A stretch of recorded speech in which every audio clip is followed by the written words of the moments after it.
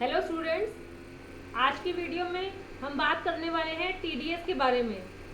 TDS क्या होता है, किस तरह से कटता है, कैसे इसकी रिटर्न जाती है, कहाँ कहाँ ये एप्लीकेबल होता है, तो इन सब चीज़ों के बारे में आज की वीडियो में हम बात करने वाले हैं। तो पूरी नॉलेज के लिए वीडियो के साथ अंत तक बने रहिए ताकि आपको पूरी नॉलेज मिले। और अगर आप हमारे चैनल पर नए हैं और अभी तक आपने हमारे चैनल को सब्सक्राइब नहीं किया तो आप हमारे चैनल को सब्सक्राइब कीजिए और वीडियो को लाइक कीजिए। अगर वीडियो पसंद आए तो कमेंट में बताइए। तो चलिए शुरू करते हैं टीडीएस के बारे में। टीडीएस एक टैक्स है जिसकी फुल फॉर्म है tax deducted at source. Tax deducted at source, इसका मीनिंग क्या है कि आपने टैक्स को वहां पर डिडक्ट करना है जिनकी इनकम की सोर्स आप हैं। तो कोई भी बिजनेसमैन किसी भी ऐसी पेमेंट को करता है जो कि सामने वाले के लिए इनकम है और हमारी तरफ से पेमेंट है, और वो ऐसी पेमेंट है जिसके ऊपर गवर्नमेंट ने टैक्स को फिक्स किया हुआ है कि इन चीज़ों पे आप टीडीएस काटने के लिए लायबल हैं, तो आप सामने वाली पार्टी का टीडीएस काटेंगे। तो वो क्या क्या चीज़ें हैं इसमें देखिए, ये हमारे पास लिस्ट आती है। सैलरी आता है, इंटरेस्ट ऑन सिक्योरिटी है, पेमेंट टू कॉन्ट्रैक्टर है, रेंट है, प्रोफेशनल चार्जेस हैं, लॉटरी की विनिंग है, रेस की है, इंश्योरेंस कमीशन है। तो इन सब चीज़ों पे जो है कंपनी वाले टैक्स काटेंगे। अब टैक्स कौन काटेगा? कोई भी पर्सन जो इनमें से किसी भी चीज़ की पेमेंट कर रहा है तो वो इस टैक्स को काटने के लिए रिस्पॉन्सिबल है। उसमें individual, company, firm, cooperative society, state government, central government, ये सब आ जाते हैं। तो ये टैक्स आपने काटना कब है? At the time of bill और at the time of payment. जो भी काम पहले है, मतलब आपने बिल और पेमेंट में से जो भी काम पहले किया है उस टाइम पे आपको वो टीडीएस काटना है। जैसे कि कई बार होता है, वैसे तो देखिए हर चीज़ का बिल ही पहले बनता है, लेकिन अगर कई बार होता है कि हम एडवांस पेमेंट किसी पार्टी को दे देते हैं तो आपने एडवांस पेमेंट के टाइम भी टीडीएस काटना है। आप ये वेट नहीं करेंगे कि जब हमारा बिल बनेगा हम तभी पेमेंट करेंगे। तो दोनों में से जो भी काम पहले है उसके बेस पे आपने टीडीएस काट के पार्टी का और आगे गवर्नमेंट को डिपॉजिट कराना होता है। तो अब इसके बारे में हम ये बात करते हैं कि कटता कैसे और किन किन चीज़ों पे कटता है। सबसे पहले यहाँ पे हमारा आता है सैलरी। सैलरी के ऊपर टीडीएस कटता है। कोई भी एम्प्लॉई को हम सैलरी दे रहे हैं तो हम उनका टीडीएस काटेंगे। इसमें हमारा इनकम टैक्स का स्लैब लगेगा। इनकम टैक्स के रेट्स के बारे में मैं अपनी पहली वीडियो में बता चुकी हूँ, उसके लिए आप उसको देख सकते हैं। तो जो भी हमारा स्लैब है उसके अकॉर्डिंग हम टैक्स काटेंगे। टैक्स अब देखिए, जो टीडीएस काटेगा सारी रिस्पॉन्सिबिलिटी उसी की होती है कि कैसे टीडीएस को पे करना है, कैसे उसकी रिटर्न भरनी है। तो टीडीएस जो हम पे करते हैं उसको पे करने के लिए जो हमारा चालान रहता है वो रहता है चालान नंबर 281। तो 281 चालान से हम अमाउंट डिपॉजिट कराएंगे इसका नेक्स्ट मंथ की 7 तक।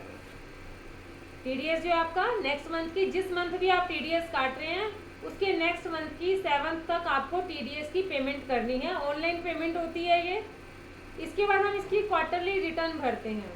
रिटर्न यानी आपकी जो है, आपने टीडीएस किन किन का काटा, तो ये तो आपने टोटल अमाउंट तो डिपॉजिट करा दिया, बट किन का काटा, कितना डिपॉजिट कराया, कब काटा, किस अमाउंट पे काटा, तो उसकी डिटेल देने को हम रिटर्न कहते हैं।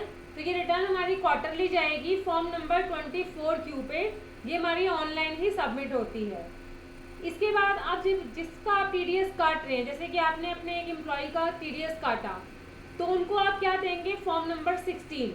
ये 16 फॉर्म उनके लिए प्रूफ हो जाएगा कि आपने उनका टीडीएस काटा है, जिससे कि कल को जब वो अपनी आईटीआर फाइल करेंगे तो जो टीडीएस हमने उनका काटा है उस टीडीएस का वो क्लेम ले सकते हैं।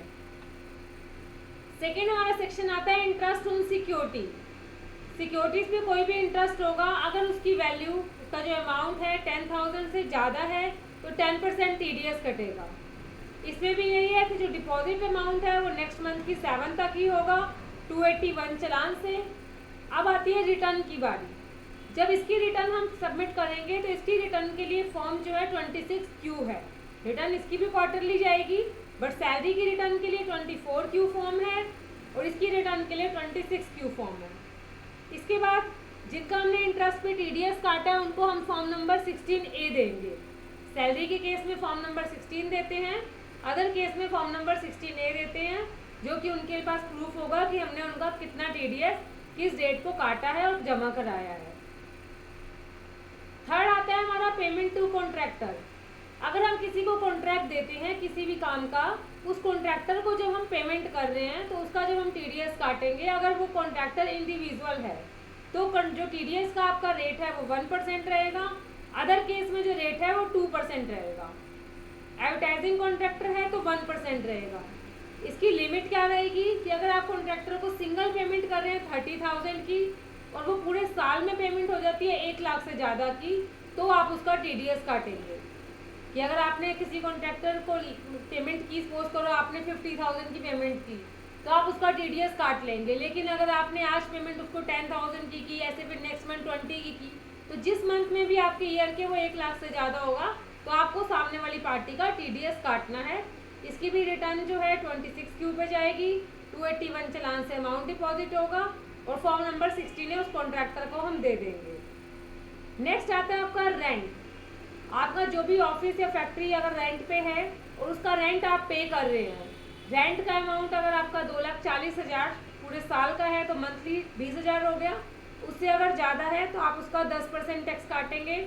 और अगर आपने कोई मशीनरी रेंट पे ले रखी है तो उसमें आपका जो टीडीएस है 2% कटेगा। रिटर्न इसकी भी 26Q पे जाएगी। फॉर्म नंबर 16 इशू करेंगे और 281 चालान से डिपॉजिट कराएंगे। नेक्स्ट आता है आपका फीस फॉर प्रोफेशनल और टेक्निकल सर्विसेज। इसके अंदर में आता है कोई भी आपके कंसल्टेंट है या आपके कोई एडवोकेट है, पार्ट टाइम अकाउंटेंट है, उनको आप जो फीस दे रहे हैं अगर उसका अमाउंट 30,000 से एक्सीड करता है तो आप 10% टीडीएस काटेंगे। रिटर्न इसकी 26Q पे जाएगी। फॉर्म नंबर 16 देंगे और डिपॉजिट 281 चालान से कराएंगे। नेक्स्ट है हमारा विनिंग फ्रॉम लॉटरी और क्रॉसवर्ड। इसमें किसी भी गेम में जो अगर वैल्यू है उसकी 10,000 से ज़्यादा तो टीडीएस का जो रेट है 30% है। रिटर्न 26Q है और डिपॉजिट जो है 281 चालान है। 16A फॉर्म हमने पार्टी को इशू करना है। इंश्योरेंस कमीशन का है कि अगर आपका इंश्योरेंस कमीशन 10,000 से ज़्यादा है तो टीडीएस का रेट 5% है।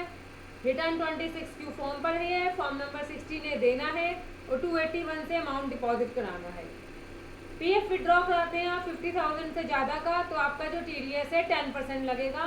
फॉर्म सारे सेम है। रिटर्न का 26Q है। डिपॉजिट का 281 चालान है।